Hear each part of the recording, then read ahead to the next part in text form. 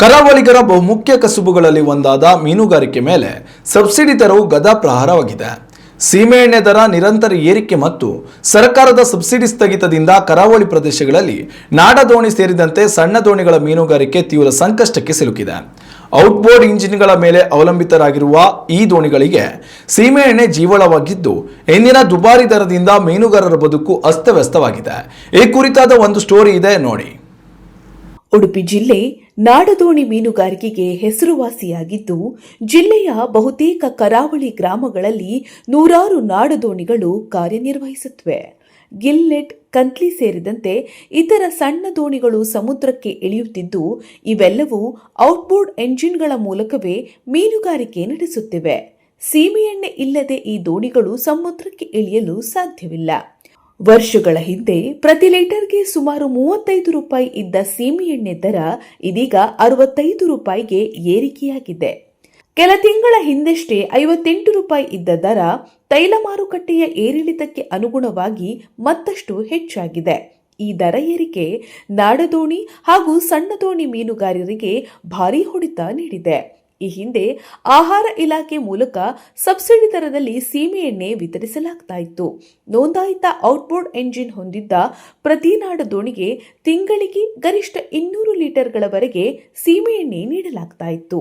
ಆದರೆ ಈಗ ಮೀನುಗಾರಿಕೆ ಇಲಾಖೆಯ ಮೂಲಕ ನೇರವಾಗಿ ಮುಕ್ತ ಮಾರುಕಟ್ಟೆ ದರದಲ್ಲೇ ವಿತರಣೆ ನಡೆಯುತ್ತಾ ಇದ್ದು, ಸಬ್ಸಿಡಿ ಸಂಪೂರ್ಣ ಸ್ಥಗಿತಗೊಂಡಿದೆ. ಇದರಿಂದ ಸಣ್ಣ ದೋಣಿಗಳ ಮೀನುಗಾರರಿಗೆ ಇಂಧನ ವೆಚ್ಚ ಅತಿಯಾಗಿ ಹೆಚ್ಚಾಗಿದೆ. ಇನ್ನು ಸೀಮೆಎಣ್ಣೆ ಬಳಕೆ ಕಡಿಮೆ ಮಾಡುವ ಉದ್ದೇಶದಿಂದ ಪೆಟ್ರೋಲ್ ಎಂಜಿನ್ಗೆ ಪರಿವರ್ತನೆಗೆ ಸರ್ಕಾರ ಉತ್ತೇಜನ ನೀಡುತ್ತಾ ಇದೆ. ಇದಕ್ಕಾಗಿ ಪ್ರೋತ್ಸಾಹ ಧನವನ್ನು ಘೋಷಿಸಲಾಗಿದೆ. ಆದರೆ ಪೆಟ್ರೋಲ್ ದರವೇ ಪ್ರತಿ ಲೀಟರ್ಗೆ 102 ರೂಪಾಯಿ ಇರೋದರಿಂದ ಸಣ್ಣ ದೋಣಿ ಹಾಗೂ ಮೀನುಗಾರರಿಗೆ ಈ ಪರಿವರ್ತನೆಯು ಕೈಗೆಟುಕದಾಗಿದೆ. ಪೆಟ್ರೋಲ್ ಬಳಸಿದರೆ ನಿತ್ಯದ ದುಡಿಮೆಯ ಬಹುಪಾಲು ಇಂಧನಕ್ಕೆ ಖರ್ಚಾಗುವ ಭೀತಿ ಎದುರಾಗಿದೆ. ಮೀನುಗಾರಿಕೆಯಲ್ಲಿ ನಿತ್ಯವೂ ಮೀನು ಸಿಗುತ್ತೆ ಅನ್ನೋ ಖಾತರಿಯೂ ಇರಲ್ಲ. ಕೆಲ ದಿನ ಸಮುದ್ರಕ್ಕೆ ತೆರಳಿದರೂ ಹಿಡಿತ ಶೂನ್ಯವಾಗಿರುತ್ತೆ. ಆದರೆ ಸಮುದ್ರಕ್ಕೆ ಹೋಗಬೇಕಾದ್ರೆ ಎಣ್ಣೆ ಖರ್ಚು ಅನಿವಾರ್ಯ. ಬಹುತೇಕ ಸಂದರ್ಭಗಳಲ್ಲಿ ಸೀಮೆಎಣ್ಣೆಗೆ ಖರ್ಚಾದ ಹಣವು ವಾಪಸ್ ಬಾರದಂತಹ ಸ್ಥಿತಿ ನಿರ್ಮಾಣವಾಗ್ತಾ ಇದೆ. ಇಂದಿನ ಮೀನುಗಾರಿಕೆಯಲ್ಲಿ ಎಣ್ಣೆ ಖರ್ಚು ಕೂಡ ಹುಟ್ಟೋದಿಲ್ಲ ಎಂಬ ಮಾತು ಮೀನುಗಾರರ ಮಧ್ಯೆ ಸಾಮಾನ್ಯವಾಗಿದೆ. ಮೀನುಗಾರಿಕೆಗೆ ಇಲಾಖೆಯ ಹಿರಿಯ ಅಧಿಕಾರಿಗಳೊಬ್ಬರ ಪ್ರಕಾರ ಸದ್ಯ ಸೀಮೆಎಣ್ಣೆ ವಿತರಣೆಯಲ್ಲಿ ಯಾವುದೇ ಕೊರತೆ ಇಲ್ಲ. ದೋಣಿ ಪರ್ಮಿಟ್ಗಳ ಆಧಾರದಲ್ಲಿ ಇಲಾಖೆಯ ಮೂಲಕ ನೇರವಾಗಿ ವಿತರಣೆ ನಡೀತಾ ಇದೆ. ಆದರೆ ಸಬ್ಸಿಡಿ ನೀಡುವುದು ಸರ್ಕಾರದ ನೀತಿ ನಿರ್ಧಾರವಾಗಿದ್ದು, ಈ ಕುರಿತು ಮೇಲ್ಮಟ್ಟದಲ್ಲಿ ತೀರ್ಮಾನ ಆಗಬೇಕಿದೆ. 2023ರ ಮುನ್ನ ಸೀಮೆಎಣ್ಣೆ ದರ ಕಡಿಮೆ ಇದ್ದರೂ ಕೊರತೆಯ ಸಮಸ್ಯೆ ಎದುರಾಗ್ತಾ ಇತ್ತು. ಆಗ ಮೀನುಗಾರರು ಸೀಮೆಎಣ್ಣೆ ಸಿಗದೆ ಹೆಚ್ಚು ಸಂಕಷ್ಟ ಅನುಭವಿಸಿದ್ರು. ಈಗ ಪರಿಸ್ಥಿತಿ ಬದಲಾಗಿದೆ. ಸೀಮೆಎಣ್ಣೆ ಸಾಕಷ್ಟು ಲಭ್ಯವಿದೆ, ಆದರೆ ದುಬಾರಿ ದರವೇ ಹೊಸ ಸಂಕಷ್ಟವಾಗಿ ಎದುರಾಗಿದೆ.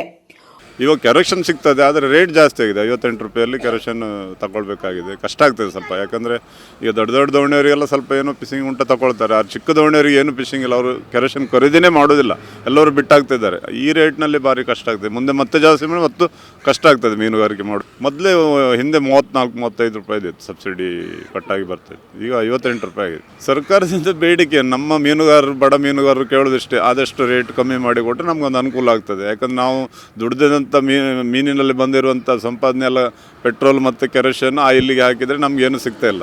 ಒಟ್ಟಾರೆಯಾಗಿ ನಾಡದೋಣಿ ಹಾಗೂ ಸಣ್ಣ ದೋಣಿ ಮೀನುಗಾರರಿಗೆ ಸೀಮೆಎಣ್ಣೆಯನ್ನ ಮರು ಸಬ್ಸಿಡಿ ದರದಲ್ಲಿ ವಿತರಿಸಬೇಕು ಎಂಬುದು ಕರಾವಳಿ ಮೀನುಗಾರರ ಒತ್ತಾಯವಾಗಿದೆ. ಸರ್ಕಾರ ಸ್ಪಂದಿಸದೇ ಇದ್ರೆ ನಾಡದೋಣಿ ಮೀನುಗಾರಿಕೆ ನಿಂತು ಹೋಗುವ ಭೀತಿ ಇದೆ ಎಂದು ಮೀನುಗಾರರು ಆತಂಕ ವ್ಯಕ್ತಪಡಿಸಿದ್ದಾರೆ. Ashwath Acharya, news next Udupi. ಉತ್ತಮ ಸಂಸ್ಕಾರಯುತ ಶಿಕ್ಷಣದೊಂದಿಗೆ VSS English medium CBSE school Udupi Muddur. ನರ್ಸರಿಯಿಂದ 10ನೇ ತರಗತಿವರೆಗೆ ಶಿಕ್ಷಣದ ಜೊತೆಗೆ 5ರಿಂದ 10ನೇ ತರಗತಿವರೆಗಿನ ವಿದ್ಯಾರ್ಥಿನಿಯರಿಗೆ ಉತ್ತಮ ಹಾಸ್ಟೆಲ್ ಸೌಲಭ್ಯವೂ ಇದೆ. ನಿಮ್ಮ ಮಕ್ಕಳ ಪ್ರವೇಶಾತಿಗಾಗಿ ಈ ಸಂಖ್ಯೆಗೆ ಕರೆ ಮಾಡಿ.